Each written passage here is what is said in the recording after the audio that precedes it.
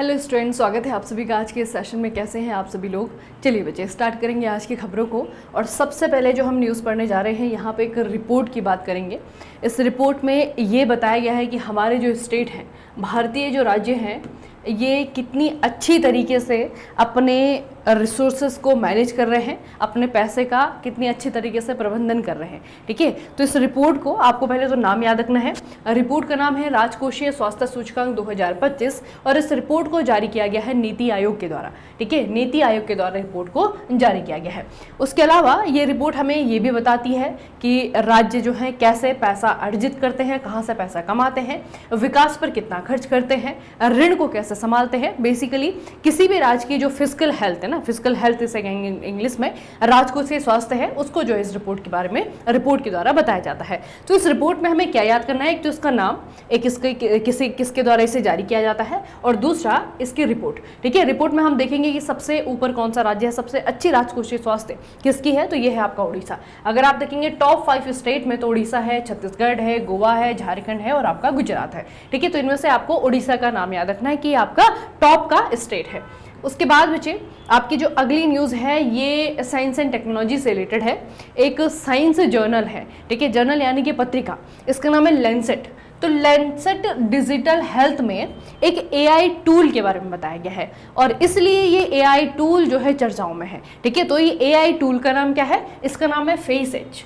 इसका नाम है फेस एज और इस फेस एज के बारे में ये बताया गया है कि ये फेस एज क्या करता है। अगर आप इस फेस एज नाम के जो एआई टूल है, इससे अगर अपनी सेल्फी लेते हैं तो ये आपकी जैविक उम्र की गणना करेगा। ठीक है, जैविक उम्र का मतलब क्या है बच्चे? जैविक उम्र एक तो आपकी वो उम्र है जो कि आपने जन्म लिया, उसके बाद में आपको धरती पे आए हुए 1 साल हो गए हैं, 2 साल हो गए हैं, किसी को 24 साल हो गए हैं, किसी को 25 साल हो गए हैं। ठीक है, वो आपकी जो है वैसी उम्र है। एक आपकी और जैविक उम्र होती है। ठीक है, जैविक उम्र होती है और जो आपकी जैविक उम्र है, ये जैविक उम्र को जो है आपका डिटेक्ट करता है। ठीक है, ये एआई टूल क्या करता है? आपके जैविक उम्र को कैलकुलेट करता है, जैविक आयु को जो है आपका सटीक आकलन करता है।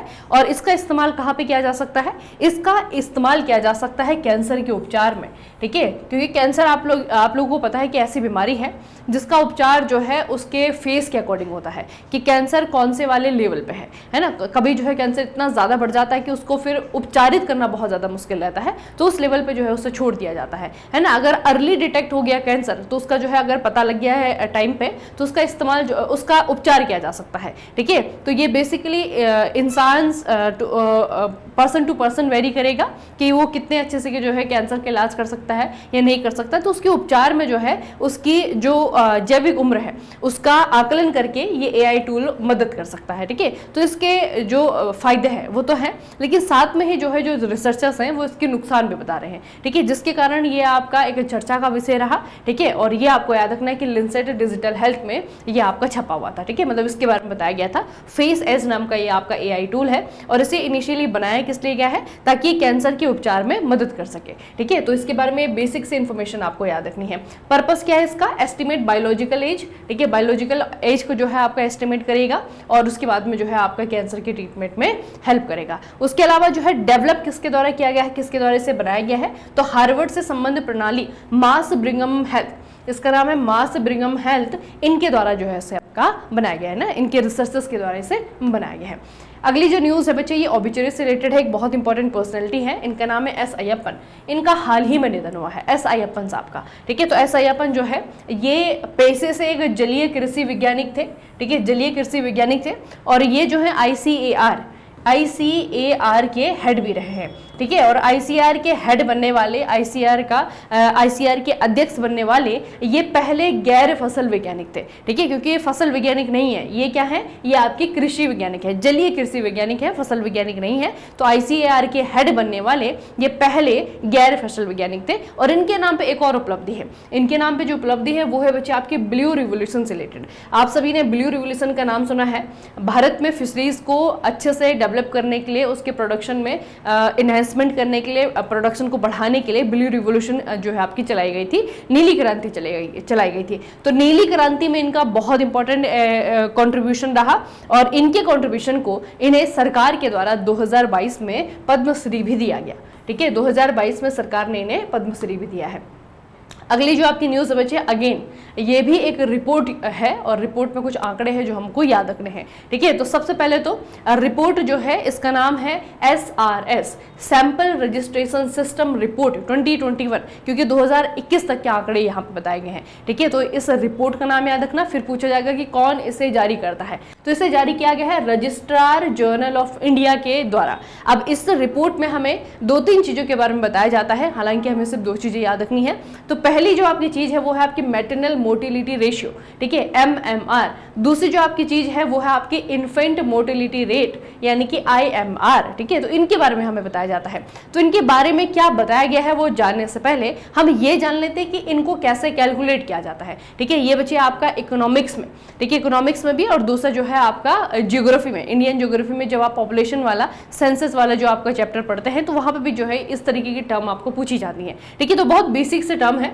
अगर किसी जनसंख्या में अगर आपको MMR कैलकुलेट करना है, ठीक है, MMR यानी कि जन्म देने के बाद में कितनी जो माताएं हैं उनकी मृत्यु हुई है। ठीक है, तो उस रेशियो को कैलकुलेट करने के लिए MMR जो है कैलकुलेट किया जाता है, और इसको कैलकुलेट करने के लिए नंबर ऑफ मैटरनल डेथ है ना, जिन माताओं की जो है जन्म देते समय मृत्यु हो जाती है।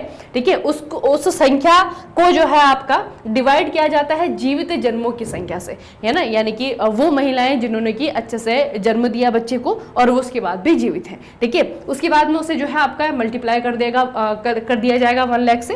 तो इस तरीके से जो है आपका MMR निकाला जाएगा। उसके बाद में आपका IMR है, यानी कि जो इन्फेंट यानी कि जो शिशु है, नवजात जो शिशु है, ठीक है, उसका जो है आपका मोटिलिटी रेट निकाला जाएगा।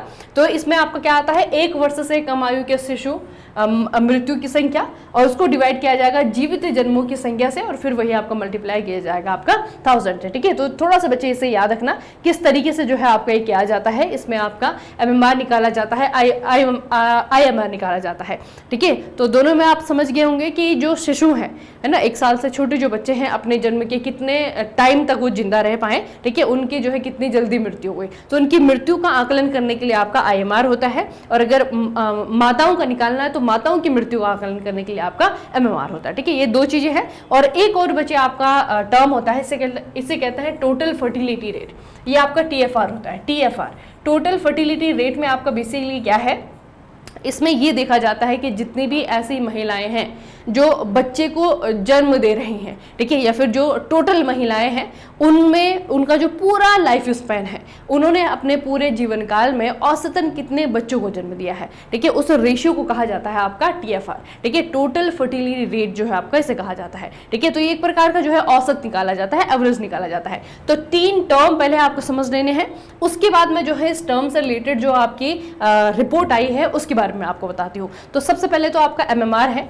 ये जो रिपोर्ट आई है आपकी SRS नाम से। इस रिपोर्ट में ये बताया गया है कि भारत में मातृ मृत्यु अनुपात यानी कि MMR 2014-16 में प्रति लाख जीवित जन्मों पर 130 से 37 अंक घटकर 2019-21 में 93 हो गया है, यानी कि मातृ मृत्यु में कमी देखने को मिली है। ठीक है, दूसरा जो हमारा रेट है या फिर रेशियो है वो है आपका शिशु मृत्यु दर।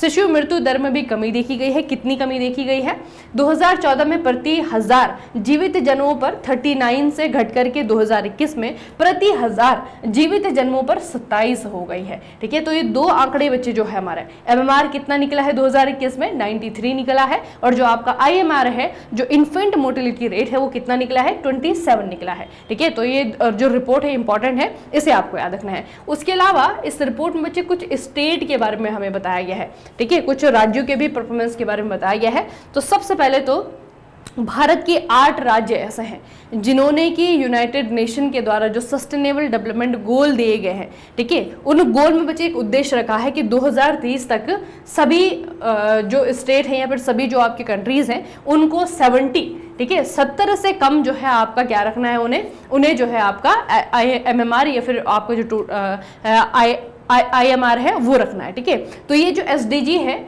इस एसडीजी को जो है प्राप्त करने वाले भारत के 8 राज्य हैं, उनमें से भी आप लोग देखेंगे तो टॉप पे आपका केरला है। ठीक है, टॉप पे आपका केरला है, ये बच्चे आपको याद रखना है। उसके अलावा अगर हम संयुक्त राष्ट्र की बात करें, यूनाइटेड नेशन की बात करें, तो यूनाइटेड नेशन के द्वारा भी एक रिपोर्ट जारी की जाती है। ठीक है, इनका एक इंटर एजेंसी ग्रुप है जो कि एक रिपोर्ट जारी करता है, और उस रिपोर्ट में जो है भारत का एमएमआर कितना बताया गया है, भारत का India's MMR has reduced by 23 point from 2020 to 2023। ठीक है, तो ये जो है आपकी यूएन की रिपोर्ट है। जो अभी मैंने आपको रिपोर्ट बताई है वो भारत की रिपोर्ट है। ठीक है, और यूनाइटेड नेशन की रिपोर्ट है जो कि ये बताता है कि 2023 तक 2023 तक भारत में जो मातृ मृत्यु दर है उसमें कमी देखने को मिली है। ठीक है, तो मतलब एक चीज बेसिकली आप कॉमन याद रख सकते हैं कि जो भारत की रिपोर्ट है वो भी यही बताती है कि 2021 तक हमारे जो एमएमआर है उसमें कमी देखने को मिली है, और जो यूनाइटेड नेशन की रिपोर्ट है उसमें भी यही देखने को मिला है कि जो भारत की मातृ मृत्यु दर है उसमें कमी देखने को मिली है। ठीक है, तो रिड्यूस जो है आपको याद रखना है कि दोनों ही चीज जो है भारत में कम हुई है। ठीक है, याद रखना बच्चे। अगली जो आपकी न्यूज़ है इसमें एक बुक एंड ऑथर है, हरियाणा के जो राज्यपाल हैं इनका नाम है बंडारू दत्तात्रेय, और इनकी आत्मकथा है, आत्मकथा का नाम है जनता की कहानी मेरी आत्मकथा। ठीक है, जनता की कहानी मेरी आत्मकथा, ये इनकी किताब का नाम है, ये इनकी आत्मकथा है, और एक्चुअल में ये जो बुक है ये तेलुगु में लिखी गई है। ठीक है, और बाद में जो है इसे हिंदी में अनुवाद किया गया है। ठीक है, तो आपको याद रखना है कि किसकी आत्मकथा है और किताब का नाम क्या है, जनता की कहानी मेरी आत्मकथा। अगली जो आपकी न्यूज़ है बच्चे अगेन ऑबिचुरी से रिलेटेड है, एक पर्सनैलिटी का नाम आपको याद रखना है, विक्रम गायकवाड़। ये मेकअप आर्टिस्ट हैं विक्रम गायकवाड़, और इन्हें जो है राष्ट्रीय पुरस्कार भी मिला हुआ है। ठीक है, क्योंकि सिनेमा से रिलेटेड जो है क्वेश्चन थोड़ा सा एसएससी भी आप लोगों को देना है, तो वहाँ पे जो है इस तरीके के क्वेश्चन पूछे जाते हैं, तो इसमें थोड़ा सा याद रखना बच्चा। अभी जो 2 मूवी आई हैं इसमें आपका 83 है, क्रिकेट से रिलेटेड जो मूवी थी, इसमें आपका उरी द सर्जिकल स्ट्राइक है, बहुत ही फेमस मूवी है। ठीक है, इसमें आपका जो है पोनियन सेल्वन, ठीक है, ये 3 मूवीज़ हैं। इसमें जो है इनके काम के लिए इनको जाना जाता है, और ये जो है आपके बच्चे 2012 में एक मूवी आई थी विद्या बालन की, इस मूवी का नाम है डर्टी पिक्चर। ठीक है, तो डर्टी पिक्चर के लिए जो है इन्हें सर्वश्रेष्ठ मेकअप आर्टिस्ट का भी सम्मान दिया जा चुका है। ठीक है, राष्ट्रीय पुरस्कार बच्चे सिनेमा के क्षेत्र में किसी भी कैटेगरी में जो सबसे हाईएस्ट ऑनर होता है वो आपका नेशनल अवार्ड होता है। ठीक है, और इन्होंने नेशनल अवार्ड जीता हुआ है डर्टी पिक्चर के लिए, विद्या बालन के मेकअप के लिए, है ना। तो मेकअप आर्टिस्ट जो है आपके रहे, और बहुत सारी अच्छी अच्छी मूवीज में जो है इन्होंने काम किया है। 83 जो है आपकी है, इसमें आपका उरी द सर्जिकल स्ट्राइक है। ठीक है, एक आपकी जो है पोनियन सेल्वन जैसी मूवी है, तो हाल ही में इनका निधन हुआ है, आपको याद रखना है विक्रम गायकवाड़, विक्रम गायकवाड़। अगली जो बच्चे आपकी न्यूज़ है ये स्पोर्ट्स से रिलेटेड है, फिलहाल तो टेम्परेरी है लेकिन एग्जाम में पूछी जाने वाली न्यूज़ है। अफगानिस्तान में जो कि तालिबान के शासन में अभी वर्तमान में है, यहाँ पर इस्लामी कानून के साथ इसकी अनुकूलता पर चिंताओं का हवाला देते हुए शतरंज के खेल को आधिकारिक रूप से निलंबित कर दिया गया है। ठीक है, बैन कर दिया गया है, सस्पेंड कर दिया गया। तो पूछा जाएगा कौन से कंट्री ने किया है, तो अफगानिस्तान में किया गया है। 12 मई 2025 को घोषित यह कदम अगस्त 2021 में सत्ता हासिल करने के बाद तालिबान के द्वारा मनोरंजक और सांस्कृतिक गतिविधियों पर सख्त नियम कानून लगाने को दर्शाता है ना। तो तालिबानी रूल जब से आया है 2021 से, तब से बहुत सारी चीज़ों को जो है यहाँ पे बैन किया गया है, और अब जो है आपकी चेस की बारी है। ठीक है, तो चेस को जो है अभी तो फिलहाल इनका जो डिसीजन है टेम्परेरी है, कितने समय तक लगाएंगे, लेकिन ये आपको याद रखना है कि चेस को यहाँ पे बैन कर दिया गया है। ठीक है, याद रखना बच्चे। अफगानिस्तान की अगर हम बात करें तो इंडिया से इसकी बाउंड्री शेयर होती है जम्मू कश्मीर, या फिर जो पीओके है, पाकिस्तान ऑक्यूपाइड कश्मीर है, वहाँ पे इसकी बाउंड्री शेयर होती है। ठीक है, भारत और अफगानिस्तान की जो बाउंड्री है वो हमारे किसी और पड़ोसी देश के साथ में बाउंड्री को अगर कंपेयर किया जाए तो सबसे छोटी बाउंड्री है। ठीक है, और अफगानिस्तान को अगर आप देखेंगे तो ये जो है आपका पाकिस्तान के साथ में सबसे लंबी बाउंड्री बना रहा है। उसके अलावा जो है इसकी जो कैपिटल है ये है काबुल में, काबुल नाम से यहाँ पे एक नदी भी है जो कि आती है पाकिस्तान में और सिंधु नदी में मिल जाती है, सिंधु की साइड नदी है। ठीक है, तो इतना बच्चे आपको याद रखना अफगानिस्तान के बारे में, और तालिबान का रूल अभी यहाँ पे चल रहा है। अगली न्यूज भी स्पोर्ट्स से ही रिलेटेड है, वैसे तो आप लोगों ने सुन ली होगी। विराट कोहली ने रोहित शर्मा के बाद जो है विराट कोहली का रिटायरमेंट का अनाउंसमेंट हुआ है। ठीक है, तो इनकी कुछ अचीवमेंट बच्चे हमें याद रखनी है ना। विराट का कैसा जो है प्रदर्शन रहा है, 14 साल लंबा जो इनका कैरियर रहा है, इसमें इन्होंने 123 मैच खेले हैं, इसमें इन्होंने लगभग 46 के एवरेज से 9,230 रन बनाए हैं। उनका सर्वोच्च स्कोर 2019 में आया था, जिसमें उन्होंने दक्षिण अफ्रीका के खिलाफ नाबाद नॉट आउट 254 रन बनाए थे। ठीक है, कोहली के नाम 30 शतक और 31 अर्धशतक हैं, जो उन्हें भारत के सर्वकालिक महान खिलाड़ियों में से एक बनाता है। और बच्चे ये जो इनका वैसे तो इन्होंने ये जो स्कोर बनाया है इनका अपना तो है, निजी तो है खिलाड़ी के तौर पे, लेकिन इस समय पे अधिकतर टाइम पे जो है ये कैप्टन भी रहे हैं, है ना। तो किसी कैप्टन का, टेस्ट कैप्टन का इतना अच्छा स्कोर जो है बहुत कम कैप्टन का है दुनिया में, ठीक है। तो ये इनकी एक अचीवमेंट है। तो विराट कोहली ने जो है अभी हालांकि कुछ कह रहे हैं कि इन पर प्रेशर बनाया जा रहा है ना लेने के लिए, है ना, लेकिन दोबारा वापस आ भी सकते हैं। लेकिन फिलहाल जो है रोहित शर्मा के बाद विराट कोहली ने टेस्ट क्रिकेट से संन्यास लेने की घोषणा कर दी है, ठीक है। विराट के बारे में अगर बात करें बच्चे, तो 123 मैचों में जो है इन्होंने 46 की औसत से 9,230 रन बनाए हैं। इस प्रकार वे सचिन तेंदुलकर, राहुल द्रविड़ और सुनील गावस्कर के बाद टेस्ट में भारत के चौथे सबसे ज्यादा रन बनाने वाले खिलाड़ी बन गए हैं।